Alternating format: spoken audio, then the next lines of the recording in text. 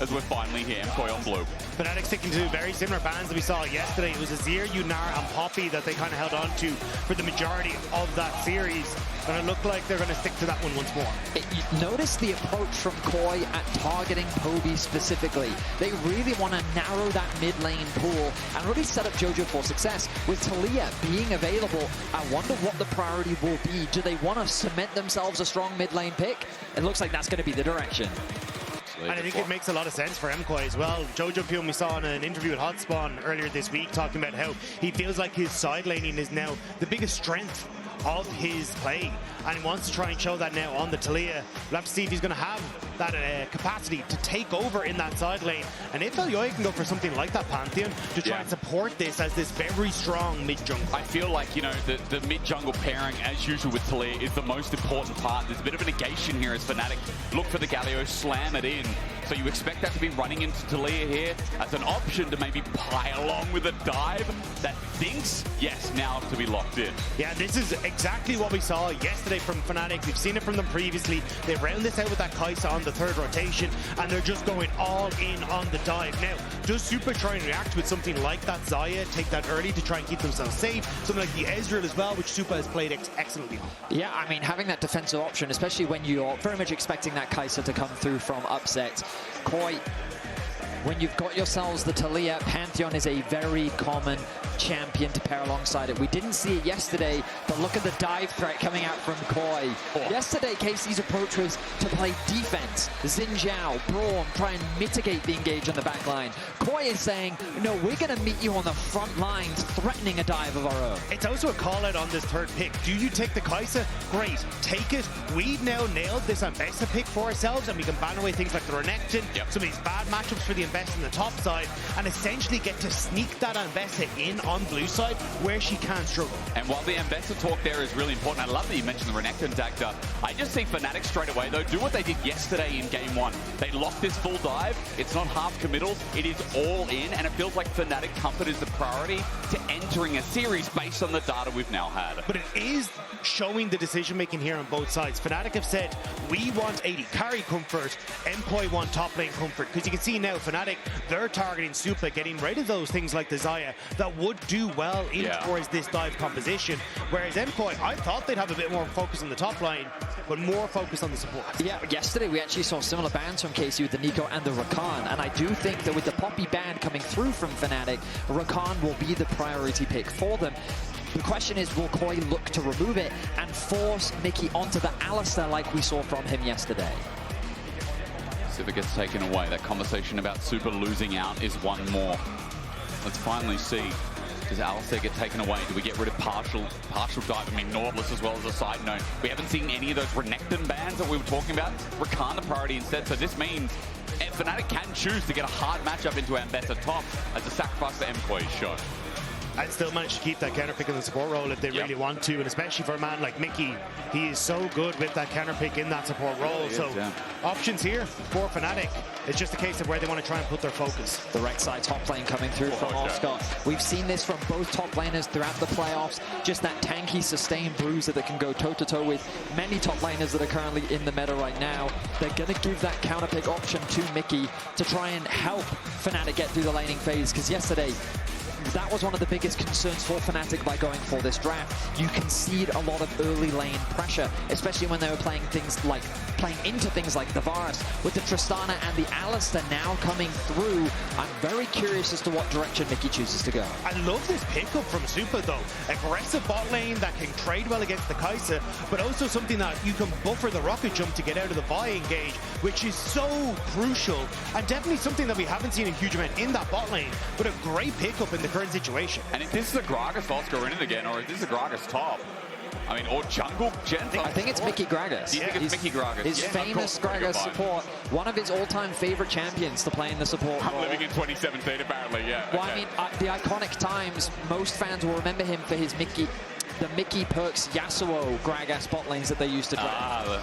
So this was something that is kind of an old classic for Mikyx and is used as an answer into the Alistar. It is quite different from the dive that we saw from Fnatic yesterday. There was a Wukong being replaced by the Vi, and there was also that Ambessa providing that additional dive threat, which I think KOI did intelligently to take that away from them. It is a very skirmish-heavy game. So much fighting available for both rounds. It's just going to be so difficult for MKOI, I think, to try and deny some of the engage from Fnatic, because even now, as you said, like Tristana, I think is going to work wonders at trying to keep one of these CC chains down, but with cast, with body slams, with everything else that can come through, Supa is going to need to keep himself very safe as you come into this one. If MKOI can't find that early success, though, their side lane control will be absolutely paramount to the success in this game. From what we saw yesterday, from what we saw from Fnatic starting off, a miracle run against KC. KC faltered, fell short, but Fnatic's coordination was off the charts. We got the peak form, the final form of a roster that has been disappointing us throughout the year. Fnatic now come when it matters into Worlds. They've locked their spot, but they want to go further. And I feel like, as having watched Fnatic fall short throughout the year, much like a lot of our rosters in the LEC, it was a sad story until now. But we are looking them in the face and saying, hey, they might have a better chance than originally first thought against Movistar KOI in Madrid. We head into Summer's Rift, ladies and gentlemen, the Spanish top side versus the Spanish organization. It is the battle for the grand final. The crowd is electric today. We know who the favorites are in the arena based on the turnout. We have a packed arena ready for some awesome League of Legends, and I'm excited to see. Now, of course, this is not the first time that we've seen these two teams face off. When we kind of look at the entire year between MKOI and Fnatic, we know that it is very much MKOI favored. MKOI have the advantage in the head-to-head series. They also have a slight advantage in the head-to-head game record. But overall, it's been a pretty competitive year between KOI and Fnatic. And this is also true the last time that they met. In their last best of 5, it was an incredibly tense back and forth. But it was KOI that ended up coming out ahead. But notice that they were long game times, averaging 35 minutes throughout the series. It was KOI that was generally getting early game leads. Yeah. But they didn't really find themselves at a major deficit that much throughout the series. It was overall a very close series between the two teams. And I think now when you're looking at the step up that Fnatic had yesterday, it certainly raises a lot of question marks as to where they can go. Even now, Supa burning that barrier in the initial trade as Mikyx just gets a bit of a belly bop. So I think this is where we'll have to see what is the standard that Fnatic are bringing to the table. Because not only were we seeing Oscarinin step up fantastically, it was also the manner in which Fnatic were able to dictate how side lanes were controlled, how they interacted with Poby, and how they were able to remove their opposition from their own jungle. So MKOI, they want to go for this split push, they want to go for this 1-3-1, but they need to try and control Fnatic within that regard to make that work. I think if we're talking about control, the hardest element's going to be this guy in the jungle. Quick side note, Yike and Razork, they're not the same. A lot of people criticize EU Vi, but this guy's Vi has been one of, if not the best in the region. Absolutely. It's one of his all-time most successful champions. It's a champion that he always manages to find impact on, and we really saw it yesterday as Elyoya is going to draw first blood. Time gets move speed, but flashing into a stun and in from upset. Launching in his Supa, and a barrier will come, but it'll do nothing. First blood to Elyoya in game 1. Really nice early aggression from Elyoya, trying to put pressure down on towards the bot side of the map. We know that Fnatic is typically a bot-focused team. Elyoya clears his bot side jungle, makes a nice gank happen. First blood for MKOI. I also think he just avoided the ward. I didn't quite get to see his pathing, but Mikyx in a little bit of trouble here. It's all right. He's going to walk it out at the very least. Alvaro got chunked out, but he healed up to 3. The minion wave getting pushed in, and that can't be denied. Upset there to receive. -2, but the rest of the wave. And also Jojopyun positioning well here, just keeping himself out of harm's way from Poby. You can see that Razork was looking for some sort of answer in that regard, but not able to find it in the mid. Now he's starting to move up towards that top scuttle crab. I think he just looked to reset after this. Razork can't do too much. Junglers will face each other in the eye pretty much, and for top scuttle as they retreat and back off at the time being. It is a small lead over to MKOI, and it is that bot lane Dagda that you were interested in, I know, and that also started with that summoner disadvantage of Supa, you burning barrier.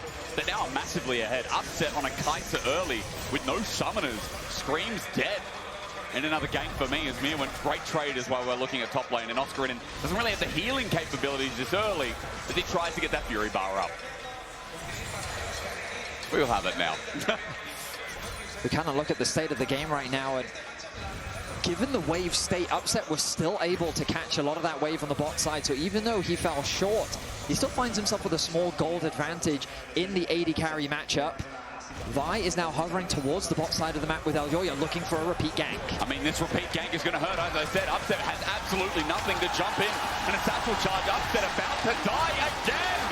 Supa gets the kill this time. Mikyx up for a kill as well, and they give the second one to the legend AD carry, and MKOI are blitzing the bot lane. MKOI are smashing the bot lane of Fnatic.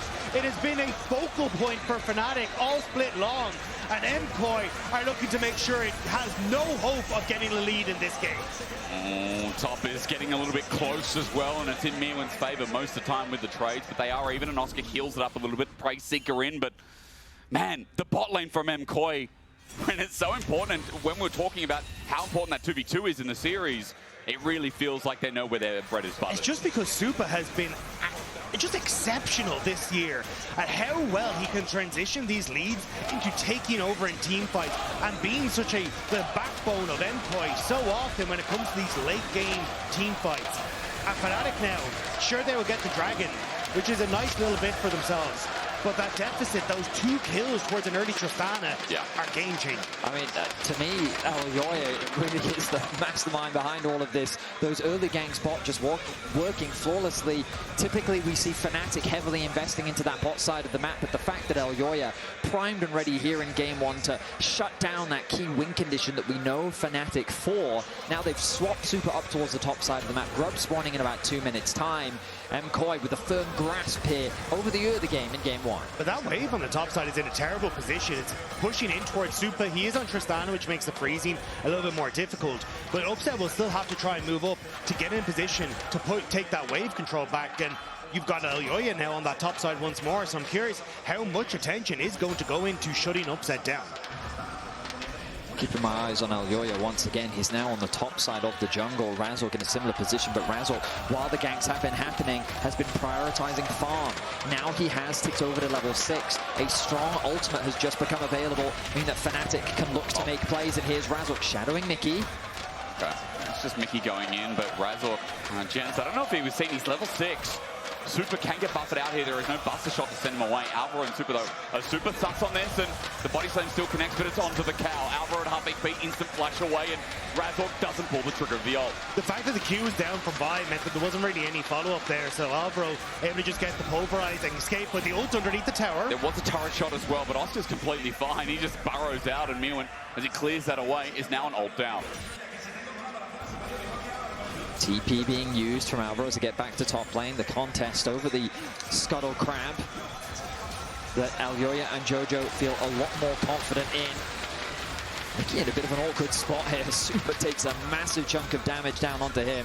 The grub spawning in about 20 seconds, and we have to turn our attentions once again to the presence of the junglers. Elyoya controls the river. Supa has the push in top lane. There's a bit of a fight over that midway, but it looks like KOI is going to be first on the objective.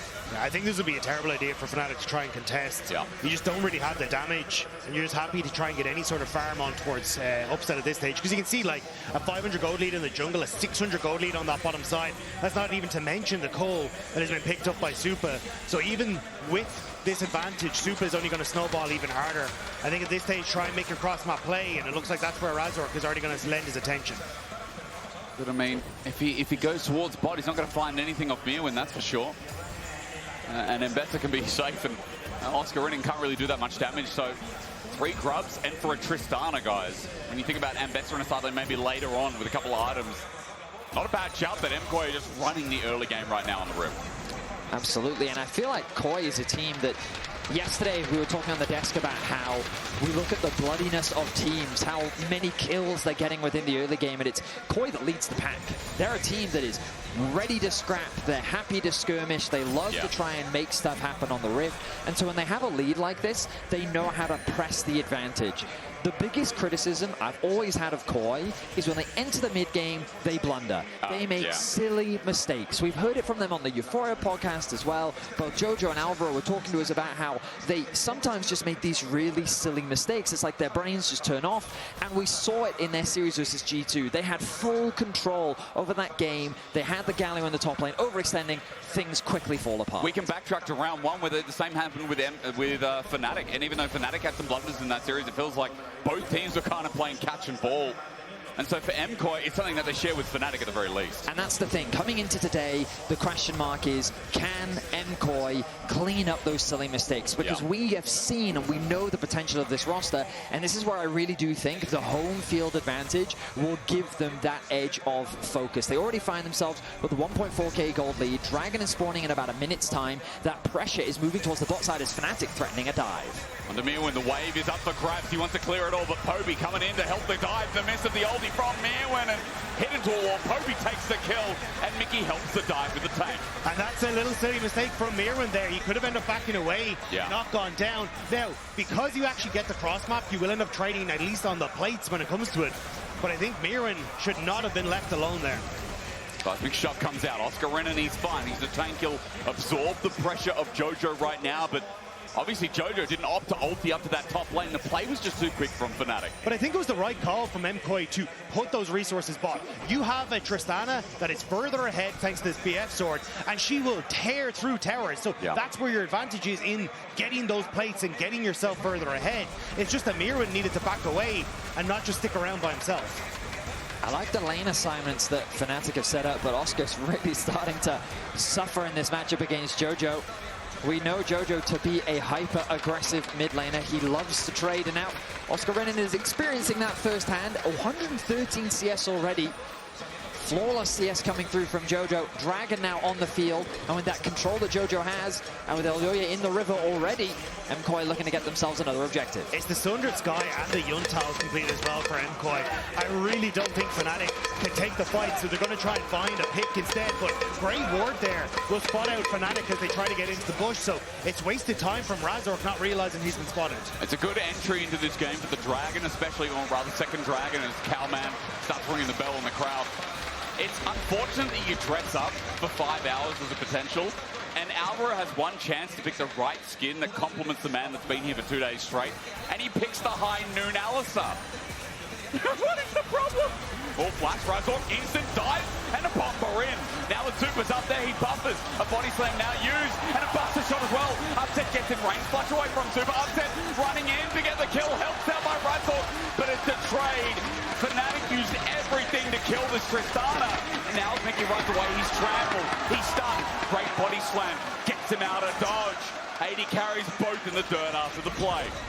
Great response from Elyoya as Poby goes underneath the tower. Maybe he stepped too far. He's forced to flash away. Jojo matches though, sends the rock out. Man is getting low seismic, shoving Poby's down. Jojo's back. That was huge from Jojo. On the play in the bot lane, Jojo went to match Poby on the roam. Gave so much of his health bar to deny the Galio getting down to that bottom lane.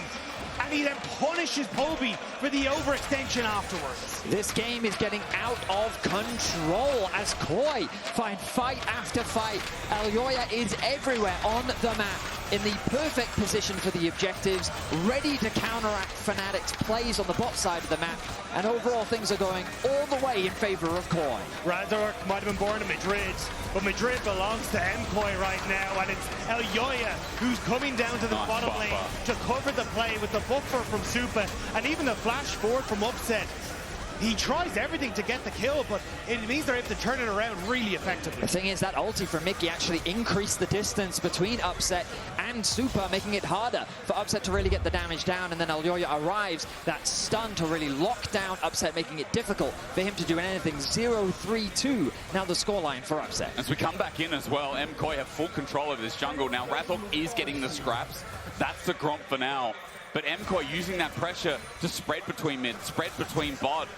They control the rift, but have they gone too deep by themselves? Alvaro says not. He pops Razork away. Elyoya with the damage. Poby comes in to save the day. Exploits the cast in. Poby's ulti was cancelled, but Razork is deep, and Supa's firing away with lethal tempo. Shoves are looking good this game as well to give Jojo his due on top. The wall from Jojo was spectacular, arriving at just the right time to allow for KOI to win out on another skirmish. And we said this from the draft, with a composition like this with Taliyah Pantheon, it's very much about looking for fights, and they are just getting the better of Fnatic every single time. Fnatic are trying everything that they can to catch people out, but as you say, Vedi, MKOI are just not giving them a moment's breath to get themselves back on their feet. Alvaro now on the top side. He's put out late, Oscarinin. He's going to see him with the tremor sense. He's got a tunnel system, and that's going to get him out of dodge. I think Alvaro was close to wanting to get in with a Hex Splash, but could not. But it's bought the time. Myrwn needs to reset to come back out now for this Rift Tower, which is just about to spawn, and that's going to be the next focus point. And Oscarinin still in trouble. An angle, a great one from Alvaro. Oscarinin might think he's tanky, but not against three. Alvaro will sneak it away as this Alistar has been everywhere. MKOI are everywhere. Fnatic glance at a part of the map and it feels like MKOI have already reinforced it. They are playing with this semi-global composition so well. 2-0-5 for Elyoya, 1-0-6 for Alvaro. I mean, this jungle support combo is working beautifully in this game. 8-2 the scoreline. Fnatic is doing what they can, but again, Alvaro shows up to protect his top laner. It feels like that Fnatic is already out of options as Jojo is running rampant on the side lane. We haven't seen Fnatic outside of 1 or 2 games actually be able to pull off this execute dive comp. And so far, there hasn't been a proper skirmish team fight of 3-4 people. It has been pick after pick. It has been MKOI outplaying after outplaying with Elyoya taking the driver's seat. And it does feel like Fnatic have been outpaced for these first 15 minutes. And this is what MKOI talked about on Euphoria. Trying to play the faster game, trying to keep up the pace. They're doing that. So teams just can't survive. And we're seeing that come to fruition here. And MKOI talked about it, Jojopyun talked about it in an interview with Hotspot, saying, we have been working on our strengths over the last couple of weeks. We know what our weaknesses are, but we want to really show what we're capable of. And MKOI are doing just that right now. I think the best story for me so far, especially Jojo's performance, was crucial coming into this because versing Poby last time in round 1 and their recent performance, even against Caps, Jojo was getting solo killed. Jojo's performance did not look good in lane. Here today, while granted maybe an easier matchup, he has actually exceeded expectations to his last performance by far. 40 CS lead, 2k gold lead. MKOI are going to grow that gold lead for themselves as well as they get localized gold towards mid and ran the Herald in for their 3rd turret of game 1. And this is just where it gets so difficult for Fnatic, because this is where MKOI thrives. Outer towers down, a Tristana that can open up onto mid waves, the pace to keep control over sides, and the Dragons are going their way as well. Fnatic just don't have a way to force MKOI to play their game. I mean, KOI is playing insanely clean right now. The way that they focused the bot side of the map very early on, the way they've rotated Supa and Alvaro around to keep pressure up everywhere. I mean, they've gone all 3 outer towers. Outside of the first Drake, they've had full control over early objectives.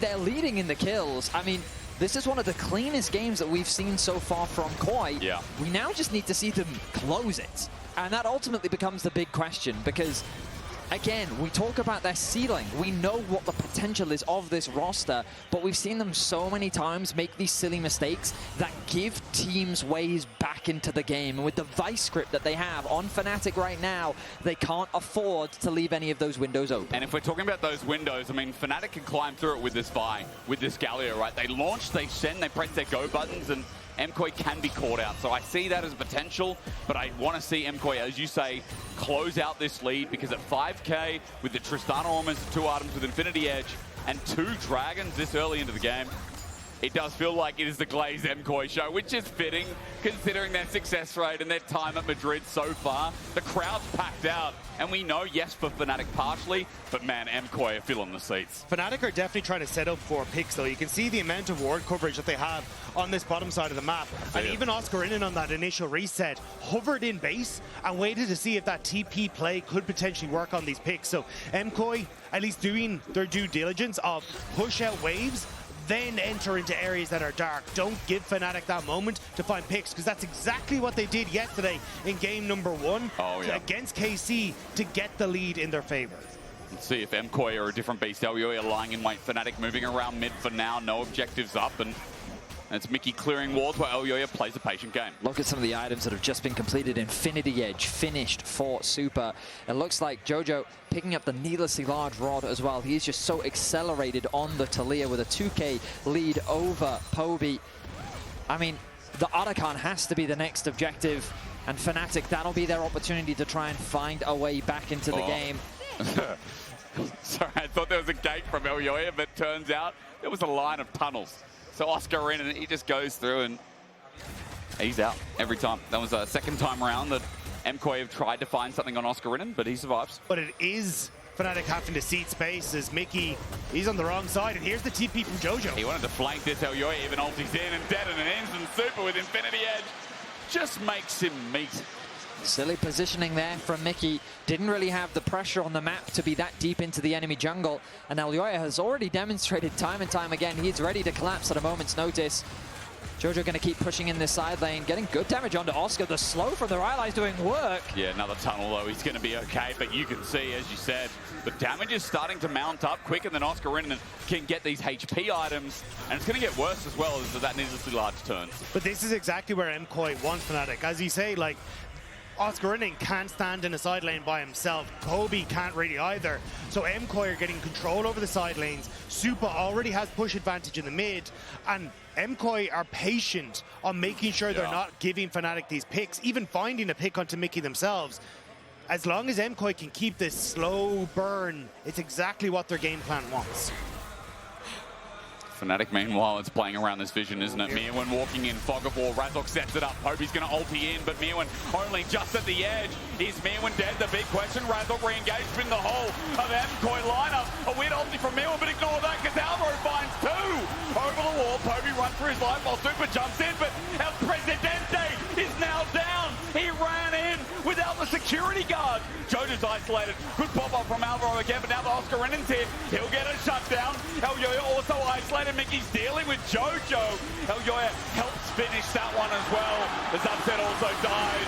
It was a close call, but I think MKOI can breathe a sigh of relief. A very scary moment indeed when Supa jumped into the Dragon Pit by himself.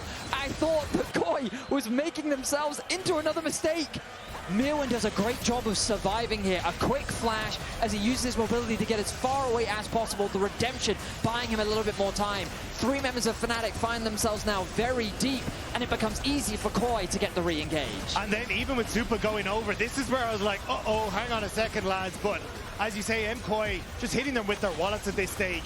Poby can't really get involved. Upset is stuck in the pit, and it's MKOI taking the slow walk down to finish off Fnatic where they don't belong. Myrwn coming back in as well, really saved the day, but Elyoya, target selection crucial there, and you said wallets, I see it. Even in that whole play, even though it looks like the game shutdown's over, it was a 1,000 gold lead. Fnatic are still in the dumpster right now. It is still on fire, and with third dragon up for MKOI, they can take that, or they can move their pressure towards top. The map should be theirs, at least 70% of it, as it's going to be soloed by Elyoya, then other options to how they play out the side lanes. I really just want to give a shout out to Jojo and Elyoya. Obviously, so many resources were invested into Supa in this early game. Just as I say that, Jojo, if Kai'Sa cursed him. Oh, never mind. He's just going to turn that around. Brings Elyoya's ult in as well. Pops his own onto Jojo, tries to take him out, but with the Pantheon there, it's too much. Perhaps a Kai'Sa blessing for the first time in history, because it's that duo that really has been standout for me in this game. Jojo's just incredible laning has amassed his individual lead to an incredible amount, and Elyoya has been everywhere on the map. KOI is so clearly locked in here in game 1, and they have been rampant from start to finish. And how do you try and fight back against this as Fnatic? You're 6k in the deficit. You're still waiting on an upset to really come online. And the dive is just not working. MKOI are so strong and have so many ways to deal with that as well. The Zhonya's Hourglass now for Jojo. Supa with the buffers. And even we saw like Myrwn, who's using that ultimate in fights just to deny the CC, even if he wasn't hitting people. Fnatic just feel lost against MKOI. And I think one of the biggest differences that Fnatic is experiencing now is yesterday it was kind of a slower mid-game, right? KC weren't drafting super aggressive compositions. They were more trying to react to what Fnatic was doing on the map. But KOI, as you were saying earlier, Dagda, fast pace, and they're looking for another fight once again. Poby, he's in the middle of nowhere, gets helped out by Razork, but he gets sent to the air, unability to move! Supa doesn't even get ulted in the end as Razork is down. MKOI 5 versus 4, a Baron up in 55, Razork in 35. Fnatic are scattering against the might of MKOI. They continue to find the picks. They continue to push forward, and Mikyx wants to go against Myrwn, but he has to back away because there is no way Fnatic can try and fight this. It's a bit whiplash, isn't it, after yesterday? After Fnatic's impressive performance, you're right. I love these points on the early game that Movistar KOI punished them so much more than KC could. They didn't get to scale. They didn't get these 1-2 items on things like the Kai'Sa, on the Galio as well, on that full dive. This game felt like it was over at the 15-20 minute mark, and it is a slow burn right now with 8.5k in MKOI's pocket being the difference. It is a great entrance into their home crowd. It is a great entrance into the series when yet another grand finals is on the line for the winner. And look how clean that goal graph looks. Just the sheer steps to victory MKOI have been able to achieve, and it feels like the next two are soon to follow. 2:30 until Seoul for MKOI. Baron has just spawned, and for MKOI, honestly, I think they can just start the Baron if they really want to, but I think the patience from MKOI will tell a different story of them just continuing to push in these side lanes. I really think that they're going to force it. They've got a good push on the bot side of the map right now. I thought that they would actually move Taliyah into mid lane to get that push and then move Supa up. They're going to have Supa clear this wave instead, but you can see that the vision is coming down. They do have one deep ward from Fnatic that hasn't been cleared out behind. This could be a TP angle for Oscarinin to contest this Baron, but I would love to see a Baron force from KOI really put that extra pressure onto Fnatic. I think this is where you get to see what is the headspace MKOI came into after that G2 loss, where they end up throwing that near 10k gold lead. If the Baron isn't going to be their focus, I think it is just, hey, we need to just play it slow, because I think the only way Fnatic potentially come back into this is a blunder at Baron. Agreed. I still think they, like MKOI, I agree with Vedi, are far enough where they can just force it, but maybe that is just playing on their minds of, hey, let's just play this out as slow and as by the book as possible. No need to put risks onto the table. I'm not going to pretend like bigger games weren't thrown right as well. It ain't over till the Nexus falls in our region, and Mad KOI, Movistar KOI, old habits die hard. It does feel like, again, they've really learnt from their playoff journey so far, from their split so far as well. So my only criticism of KOI is that they had such a massive item advantage by not putting pressure on that Baron there. They've allowed Fnatic a little bit of time to get a few components. That is true. And I think that Upset is now actually going to go back to base, and he's going to complete the Nash's Tooth. And it's these small items that can make the difference in these fights. And there's the Nash's now finished for Upset. And so these small windows where Fnatic have been given a little bit of breathing room, like, I'm not saying that it's going to be game-changing, of course, but it matters. It gives Fnatic a few more options to fight back. It does feel like MKOI, it's like, okay, not going to fully send it, and now we're not going to do it anything at all. But for now, MKOI still hold control, so it's not to say that this game won't come to a crushing end here with 15 seconds as Mikyx gets away from the seismic shove. Alvaro gets tagged out. That soul is up for MKOI next as Elyoya finds Poby in the target, but Upset flies in, the shield blocks everything, but Elyoya is isolated. He flushes over the wall, he gets out. Redemption to heal only Mikyx up, but Fnatic have a window, have a chance. Jumping into Alvaro, Oscarinin, he's in the middle of it all. Flush from Razork, sets up Poby's ult from afar, hits no one. Onto Jojo, he's going to be sent into the middle as Upset takes him down. KOI, what are you doing? What are you doing? What are you doing? Well, Myrwn says it's okay, it's not over yet. Razork jumps in, Supa runs out, he flashes out, lethal tempo, double kill, wait, Supa! Oh my freaking god! He could have carried there, but now we've only got Elyoya, we've got Oscarinin into the midst of it, Razork just trying Elyoya, soloing them all, misses the spear, Oscar's close to running back in, but Razork running through slide, it's 2 versus 1, but why do I think Elyoya can win this? Jumping in, win it! That is the Jungle King of Madrid! Elyoya saves it at the very end of the fight. He's going to secure Soul for KOI, but my goodness. goodness! What a tense fight as Fnatic pushed KOI to their very limits. That felt like the battle for Spain's approval, and it's Elyoya who stabs Fnatic through the heart, who will take the Hextech soul and will push MKOI one step closer to victory. That was so bloody close to an MKOI throw. It starts with, honestly, an Elyoya mistake. Look at how much damage he takes as Upset ults into the engage from Poby, forcing him out. Fnatic know they have a health advantage. Razork goes in super deep, but a good Zhonya's comes through from Jojo. Now the fight becomes scattered. Jojo falls, Upset becomes the main carry, but Supa's alive. We're back to live. Poby gets a stun, he gets a taunt rather, flashes away. Elyoya on the chase with the movement speed, doesn't find it. It's because Baron is up, so Elyoya at the right place at the right time. And we are back to square one. We have a soul on Movistar KOI. So the game is just as doomed for Fnatic as it was before, but we now know if Upset gets up time, there is danger here for KOI. So Baron is the focus. Elyoya has a GA now. Let's see how it's played out. It's just so much harder now with the Hextech Soul, though. You're such a short-range composition. The slows, the AoE, those chains can do so much work in a fight against Fnatic. And even in that last one, it was nearly as good as it can get. Like, you get on towards Jojo, you're able to get into position where Oscarinin can keep Myrwn off the back line. Fnatic need to make that miracle happen again, but Alvaro going all in. Oh, and Oscar not as tanky as he thought. Myrwn catches him by the tail. The Demon Gorgon is down, and MKOI have a 5v4. Beautiful engage from Alvaro, and now they have the numbers advantage. Razork trying to find him. He's on the red buff. It's going to be very difficult for him to get in as Alvaro acting as gatekeeper. Unbreakable will flash from Alvaro, gets a good pulverize. Seismic shot doesn't connect. Razork on the back line, but can't find a pathway into the Baron.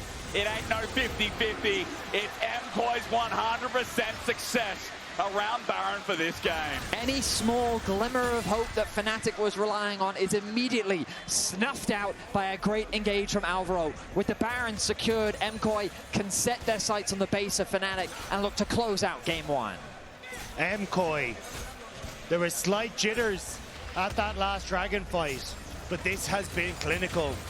It has been slow, it has been methodical, it has been patient, and it has been crushing for the Fnatic fans, as now the base will crumble alongside them.